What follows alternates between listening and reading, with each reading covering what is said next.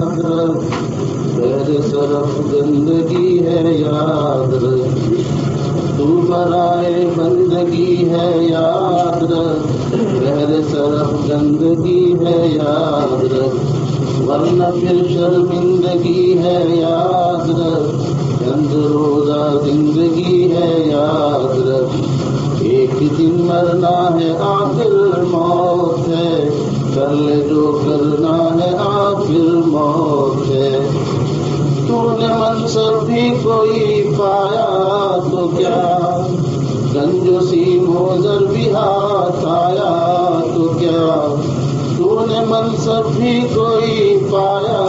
تو کیا، گنج و سیم و زر بھی ہاتھ آیا تو کیا، قصر عالی شان بھی بنوایا تو کیا، دبدبا بھی اپنا دکھلایا تو کیا، ایک دن مرنا ہے آخر موت ہے، کر لے جو کرنا ہے آخر موت ہے، ایسا اور اسکندر و جم چل بسے، زال اور سہراب و رستم چل بسے، کیسے کیسے شیر و غم چل بسے، سب دکھا کر اپنا دم ہم چل بسے، ایک دن مرنا ہے آخر موت ہے، کر لے جو کرنا ہے آخر موت ہے، زور یہ تیرا نہ بل کام آئے گا، اور نہ یہ طول عمل کام آئے گا، کچھ نہ ہنگامے اجل کام آئے گا، ہاں مگر اچھا عمل کام آئے گا، ایک دن مرنا ہے آخر موت ہے، کر لے جو کرنا ہے آخر موت ہے، کیسے کیسے گھر اجاڑے موت نے، کھیل کتنوں کے بگاڑے موت نے، پیل و تن کیا کیا پچھاڑے موت نے، سر قد قبروں میں گاڑے موت نے، ایک دن مرنا ہے آخر موت ہے، کر لے جو کرنا ہے آخر موت ہے، جہاں بے خبر ہونے کو ہے، تابق غفلت سحر ہونے کو ہے، باندھ لے تو شاہ سفر ہونے کو ہے، ختم ہر پردے بشر ہونے کو ہے، ایک دن مرنا ہے آخر موت ہے، کر لے جو کرنا ہے آخر موت ہے، نفس اور شیطان ہے خنجر در بغل، وار ہونے کو ہے غافل سنبھل، آ نہ جائے دین و ایمان میں خلل، باز آ اے بد عمل، ایک دن مرنا ہے آخر موت ہے، کر لے جو کرنا ہے آخر موت ہے، دفعتاً سر پر جو آ پہنچی اجل، پھر کہاں تو اور کہاں دار العمل، جائے گا یہ بے بہا موقع نکل، پھر نہ ہاتھ آئے گی عمر بے بدل، ایک دن مرنا ہے آخر موت ہے، کر لے جو کرنا ہے آخر موت ہے، تجھ کو غافل فکر عقبا کچھ نہیں، لعنت ہوتا عیش دنیا کچھ نہیں، زندگی ایک چند روزہ کچھ نہیں، کچھ نہیں اس کا بھروسہ کچھ نہیں، ایک دن مرنا ہے آخر موت ہے، کر لے جو کرنا ہے آخر موت ہے یہاں سے تجھ کو جانا ایک دن، قبر میں ہوگا ٹھکانا ایک دن، وہ خدا کو ہے دکھانا ایک دن، اپنا غفلت میں گوانا ایک دن مرنا ہے آخر موت ہے، کر لے جو کرنا ہے آخر موت ہے، سب کے سب سبق ہے رہ رہے کوئے پناہ، جا رہا ہے ہر کوئی سوئے پناہ، بہ رہی ہے ہر طرف جوئے پناہ، آتی ہے ہر چیز سے ہوئے پناہ، ایک دن مرنا ہے آخر موت ہے، کر لے جو کرنا ہے آخر موت ہے، چند روزہ ہے یہ دنیا کی بہار، دل لگا اس سے غافل سے نہار، عمر اپنی یوں نہ غفلت میں گزار، ہوشیار ہے بہن غفلت ہوشیار، ایک دن مرنا ہے آخر موت ہے، کل جو کرنا ہے آخر موت ہے یہ لطف و عیش دنیا چند روز، ہے یہ دور جام مینا چند روز، دار پانی میں ہے رہنا چند روز، اب تو ڈر لے سارے عقبہ چند روز، ایک دن مرنا ہے آخر موت ہے، کر لے جو کرنا ہے آخر موت ہے، عشرت دنیا فانی ہے، پیش عیش جاودانی ہے، مٹنے والی شادمانی ہے، چند روزہ زندگانی ہے، ایک دن مرنا ہے آخر موت ہے، کر لے جو کرنا ہے آخر موت ہے، ہو رہی ہے عمر مثل برف کم، چپکے چپکے رفتہ رفتہ دم بدم، سانس ہے ایک رہ رہے گل کے عدم، دفعتاً ایک روز یہ جائے ختم،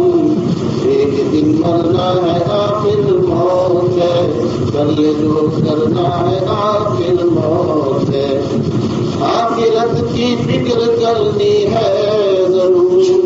جیسی کرنی ویسی بھرنی ہے ضرور، زندگی ایک دن گزرنی ہے ضرور، قبر میں میت اترنی ہے ضرور، ایک دن مرنا ہے آخر موت ہے، کر لے جو کرنا ہے آخر موت ہے، آنے والی کس ٹالی جائے گی، جان ٹھہری جانے والی جائے گی، روح رگ رگ سے نکالی جائے گی، تجھ پہ ایک دن خاک ڈالی جائے گی، ایک دن مرنا ہے آخر موت ہے، کر لے جو کرنا ہے آخر موت ہے، اس نے عمر رواں ہے تیز رو، چھوڑ سب فکرے لگا مولا سے لو، گندم از گندم پر دے جو عزم کا فاتح عمل غافل مشو، ایک دن مرنا ہے آخر موت ہے، کر لے جو کرنا ہے آخر موت ہے، بزم عالم میں فنا کا دور ہے، جائے عبرت ہے مقام غور ہے، تو ہے غافل یہ تیرا کیا طور ہے، بس کوئی دن زندگانی اور ہے، ایک دن مرنا ہے آخر موت ہے، کر لے جو کرنا ہے آخر موت ہے، سخت سخت امراض کو تو سہ گیا، جانا کر کو سخت جان بھی کہہ گیا، کیا ہوا کچھ دن جو زندہ رہ گیا، ایک جہاں سیل فنا میں بہ گیا، ایک دن مرنا ہے آخر موت ہے، کر لے جو کرنا ہے آخر موت ہے، لاکھ ہوں قبضے میں تیرے سیم و زر، لاکھ ہوں باری پہ تیری چادر، لاکھ تو قلعوں کے اندر چھپ مگر، موت سے ہرگز نہیں کوئی مفر، ایک دن مرنا ہے آخر موت ہے، کر لے جو کرنا ہے آخر موت ہے، سرکشی زیر فلک زیبا نہیں، دیکھ جانا ہے تجھے زیر زمین، جب تجھے مرنا ہے ایک دن فل یمین، چھوڑ فکر ایمو آ کر فکر نہیں، ایک دن مرنا ہے آخر موت ہے، کر لے جو کرنا ہے آخر موت ہے۔ بہر غفلت یہ تیری ہستی نہیں، دیکھ جنت اس قدر سستی نہیں، رہ گزر دنیا ہے یہ بستی نہیں، جائے عیش و عشرت و مستی نہیں، ایک دن مرنا ہے آخر موت ہے، کر لے جو کرنا ہے آخر موت ہے۔ عیش کر غافل تو آرام کر، مال حاصل کرنا پیدا نام کر، یاد رکھ دنیا میں صبح و شام کر، جس لیے آیا ہے تو وہ کام کر، ایک دن مرنا ہے آخر موت ہے، کر لے جو کرنا ہے آخر موت ہے۔ مال و دولت کا بڑھانا ہے عبث، زائد از حاجت کمانا ہے عبث، دل کا دنیا سے لگانا ہے عبث، راہ گزر کو گھر بنانا ہے عبث، ایک دن مرنا ہے آخر موت ہے، کر لے جو کرنا ہے آخر موت ہے۔ عیش و عشرت کے لیے انسان نہیں، یاد رکھ تو بندہ ہے مہمان نہیں، عیش و عشرت کے لیے انسان نہیں، یاد رکھ تو بندہ ہے مہمان نہیں، غفلت و مستی تجھے شایع نہیں، بندگی کر تو اگر نادان نہیں، ایک دن مرنا ہے آخر موت ہے، کر لے جو کرنا ہے آخر موت ہے۔ کجروں کی یہ چٹک اور یہ مٹک، دیکھ کر ہرگز راستے سے بھٹک، ساتھ ان کا چھوڑ ہاتھ اپنا جھٹک، بھول کر بھی پھر نہ پاس ان کے بھٹک، ایک دن مرنا ہے آخر موت ہے، کر لے جو کرنا ہے آخر موت ہے۔ حسن ظاہر پر اگر تو جائے گا، عالم فانی سے دھوکا کھائے گا، یہ منقش سانپ ہے ڈس جائے گا، رہنا غافل یاد رکھ پچھتائے گا، ایک دن مرنا ہے آخر موت ہے، کر لے جو کرنا ہے آخر موت ہے۔ دار فانی کی سجاوٹ پر نہ جا، نیکیوں سے اپنا اصلی گھر سجا، پھر وہاں بس چین کی بنسی بجا، انہو قد فاز فوزا من نجا،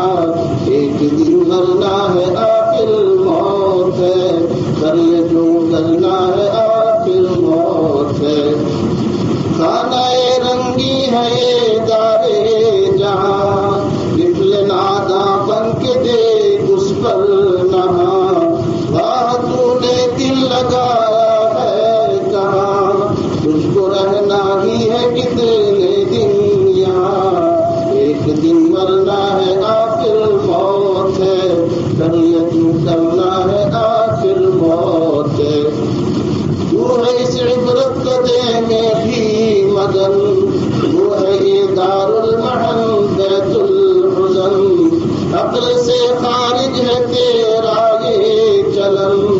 چھوڑ غفلت عاقبت اندیش بن، ایک دن مرنا ہے آخر موت ہے، کر لے جو کرنا ہے آخر موت ہے۔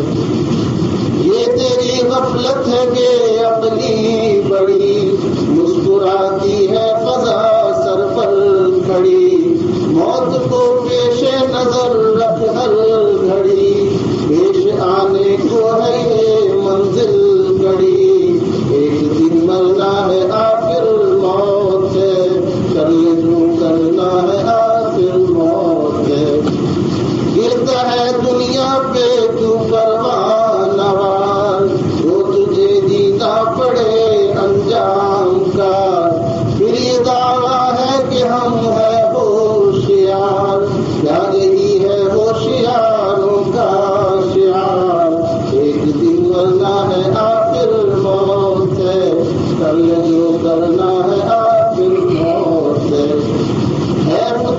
ملاقات ہو پرواہ نہ تو، اور کرے خدا کی کچھ پرواہ نہ تو،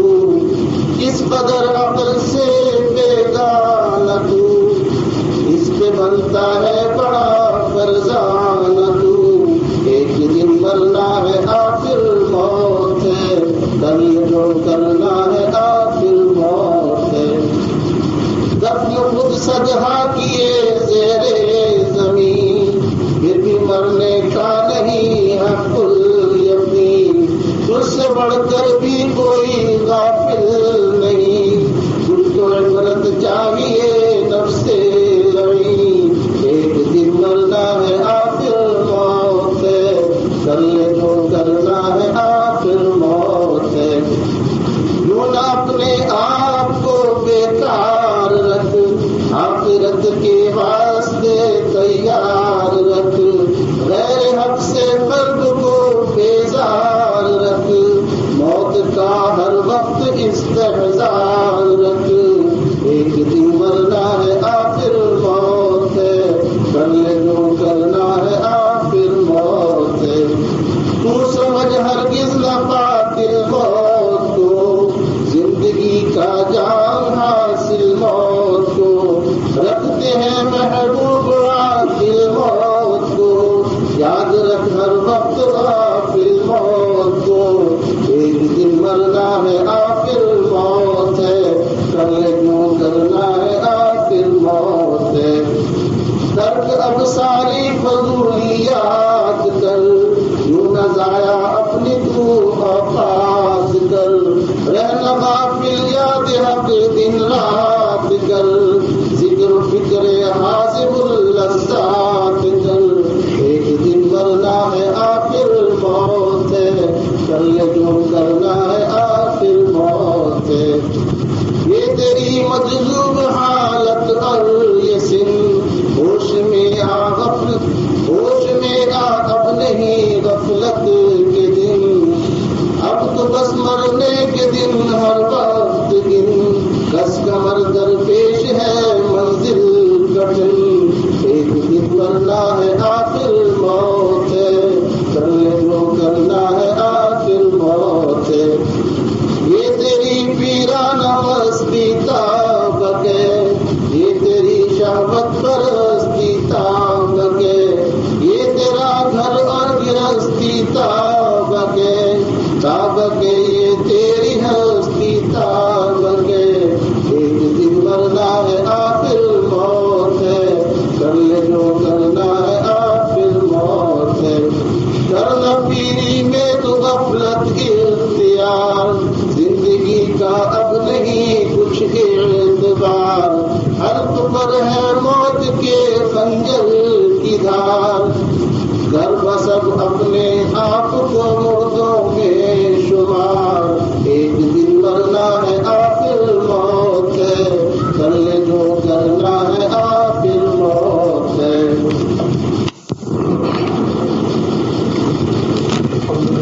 حمدا كثيرا كما أمر، وأشهد أن لا إله إلا الله وحده لا شريك له إرغاما لمن جحد به وكفر، وأشهد أن سيدنا ومولانا ونبينا وشفيعنا محمدا عبده ورسوله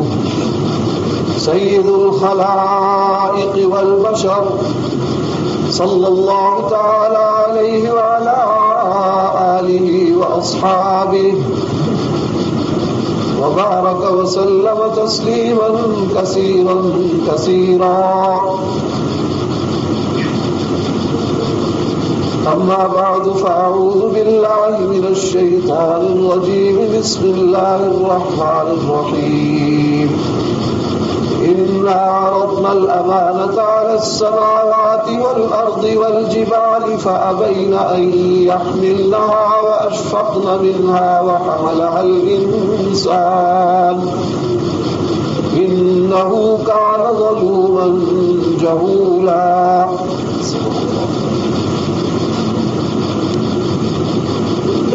میرے محترم بزرگوں اور بھائیوں، اللہ جل جلالہ وعظم نوالہ نے سب سے بڑا احسان ہم پر یہ فرمایا کہ ہمیں انسان بنایا.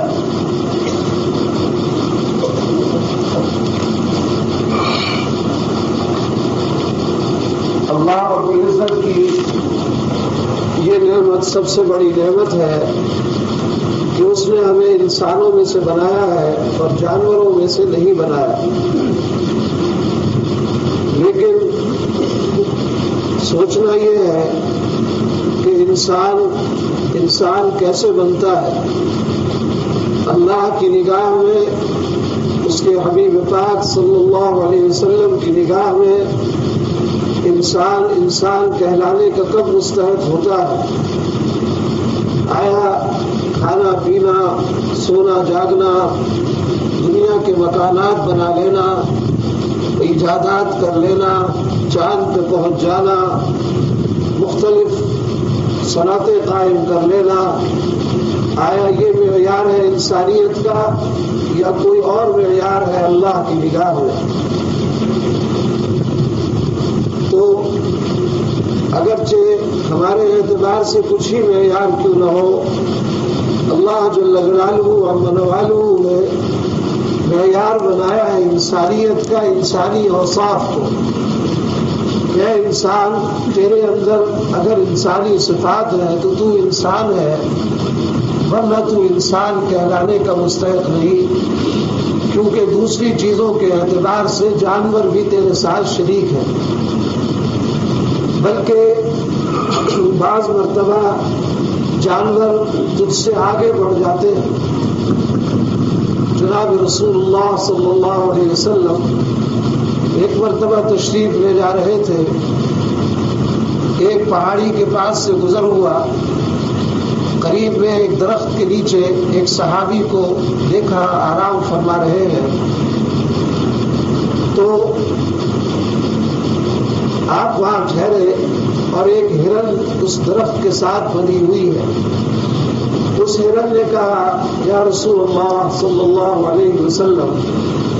اس شخص نے مجھے شکار کیا ہے اور میں جانتی ہوں کہ اس کا حق مجھ پر ہو گیا، کیونکہ جو شکار کر لیتا ہے تو اس کا حق ہو جاتا ہے. لیکن اس پہاڑی کے پیچھے میرے بچے ہیں چھوٹے، اگر آپ مجھے کھول دیں، آزاد کر دیں تو میں ان بچوں کو دودھ پلا کر آ جاؤں، کیونکہ وہ بھوکے ہیں. صحابی سو رہے تھے. آپ نے فرمایا کہ اگر تو واپس نہ آئی تو تیرا کیا علاج، تیری کیا سزا ہے؟ اس نے کہا کہ اگر میں واپس نہ آؤں تو خدا مجھے وہ عذاب دے جو عشار کو دیتا ہے. عشار جو عشر زکوٰۃ وصول کرنے والے حکومت کی طرف سے اسلامی حکومت میں ہوتے ہیں اور وہ لوگوں پر ظلم کریں تو ان کو سب سے زیادہ سخت عذاب ہوگا قیامت کے دن. تو آپ نے اسے کھول دیا. تھوڑی دیر میں وہ بچوں کو دودھ پلا کے واپس آ گئی. اتنے میں ان صحابی کی آنکھ کھل گئی. ان کو اس سارا قصہ معلوم نہیں تھا. انہوں نے دیکھا کہ اچانک رسول اللہ صلی اللہ علیہ وسلم کھڑے ہیں. انہوں نے کہا کہ اگر آپ کو یہ ہرن پسند ہے تو میں اس کو ہدیہ کر دیتا ہوں. آپ نے فرمایا کہ ہاں مجھے پسند ہے. آپ نے لے کر اسے آزاد کر دیا اور فرمایا، جا تیری سچائی نے تجھے آزاد کر دیا. تو ایک ہرن کے اندر وہ انسانی صفت آ گئی، سچائی کی صفت. الصدق ینجی والکذب یہلک. آپ دیکھتے ہیں ایک کتے کے اندر بعض دفعہ ایک صفت آ جاتی ہے، اس کی قیمت بڑھ جاتی ہے. ایک وہ چور کا پتہ بتا دیتا ہے، وہ خوشبو سونگھ کر مشکوک چیز کی خبر دے دیتا ہے. وہ سپاہیوں سے کہتا ہے، آؤ میرے ساتھ چلو، میں تمہیں بتاؤں چور کہاں سے چوری کی اس نے اور کہاں مال لے کر گیا. اس کتے کی قیمت بڑھ جاتی ہے. تو بھائی، جب انسان کے اندر انسانی اوصاف ہوں گی تو اللہ کے ہاں اس کی قیمت ہوگی. اور اگر انسانی صفات اس کے اندر نہیں ہے تو پھر اللہ کی نگاہ میں اس کی کوئی قیمت نہیں ہوتی، چاہے وہ زلزلوں سے ہلاک ہو، چاہے وہ سیلابوں سے ہلاک ہو، چاہے وہ طوفانوں سے ختم ہو، چاہے وہ آپس کی خوریزیوں سے ختم ہو۔ جناب رسول اللہ صلی اللہ علیہ وسلم کی بعثت ہوئی ایسے لوگوں میں جو انسانیت کے اعتبار سے انتہائی درجے گرے ہوئے تھے اور جانوروں سے بھی آگے بڑھے ہوئے تھے۔ اولئک کالانعام بل هم اضل، جانوروں سے بھی آگے گمراہ اور بہت زیادہ بڑھ چکے تھے۔ جیسے کہ امام حالی رحم اللہ، مولانا حالی رحم اللہ فرماتے ہیں چلن ان کے جتنے تھے سب وحشیانہ، ہر ایک لوٹ و مار میں تھا یگانہ، فسادوں میں کٹتا تھا ان کا زمانہ، نہ تھا کوئی قانون کا تازیانہ، وہ تھے قتل و غارت میں چالاک ایسے، درندے ہو جنگل میں بے باک جیسے، کہیں پانی پینے پلانے پہ جھگڑا، کہیں گھوڑا پہلے بڑھانے پہ جھگڑا، لبے جو کہیں آنے جانے پہ جھگڑا، یوں ہی ہوتی رہتی تھی تکرار ان میں، یوں ہی چلتی رہتی تھی تلوار ان میں۔ اتر کر حرا سے سوئے قوم آیا اور ایک نسخہ کیمیا ساتھ لایا، دعائے خلیل نوید مسیحا ہوا بطن آمنہ سے ہویدا۔ آپ جب تشریف لائے آپ نے اسی بات پر محنت کی کہ دیکھو انسانوں تم انسان بن جاؤ، تم اپنے اندر تقویٰ پیدا کرو، تم اپنے اندر صبر پیدا کرو، تم اپنے اندر ایمان پیدا کرو، تم اپنے اندر عدل پیدا کرو،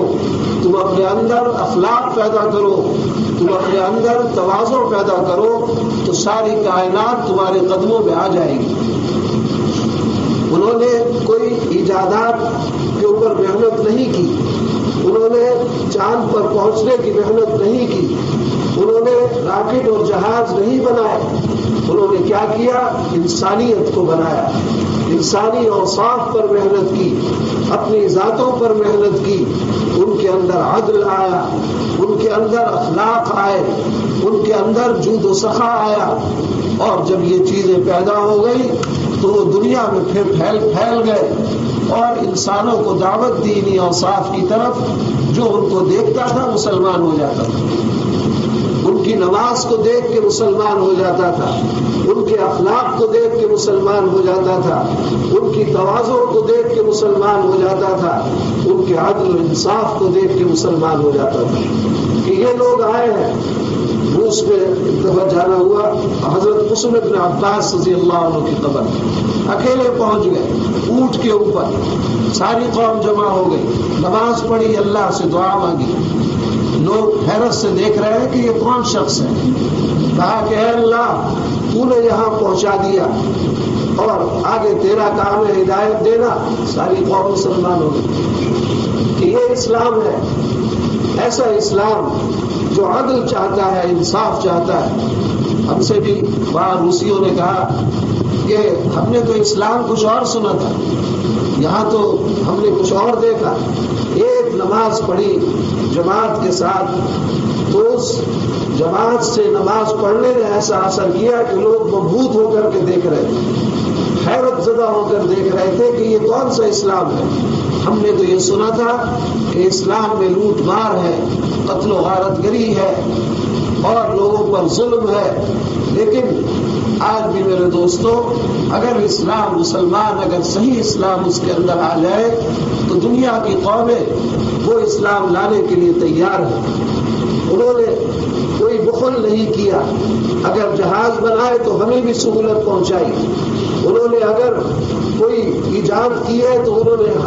بخل نہیں کیا بلکہ ہم کو بھی اس سے فائدہ اٹھانے کا موقع دیا۔ لیکن ہمارے پاس وہ نعمت اور وہ دولت ہے